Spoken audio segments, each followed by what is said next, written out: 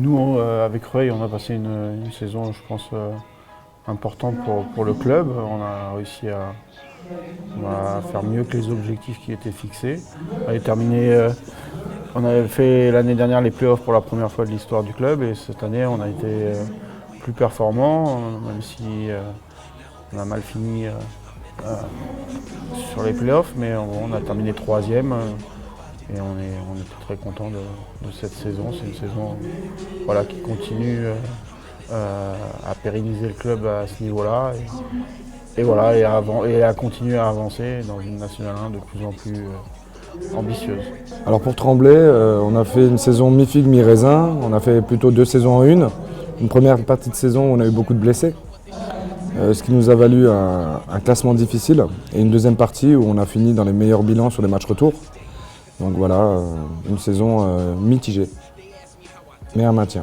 C'est toujours une belle fête de voir des joueurs de la région d'Île-de-France être représentés, de pouvoir les voir dans un autre contexte hors championnat. Donc moi je trouve que c'est vraiment une belle initiative, bien organisée avec plein de choses autour du basket. Et en tout cas moi pour ma part ça me fait plaisir d'être là. Ça fait plaisir de côtoyer d'autres personnes de d'autres championnats et d'apprendre et de passer un moment basket avec eux et donner du plaisir et que les joueurs donnent du plaisir aux gens qui viennent les voir.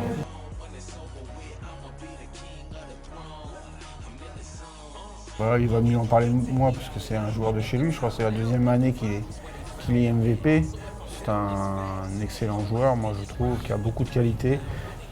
Ce soir, il n'y avait qu'une équipe de National 1. Tremblay fait partie du haut tableau de National 2.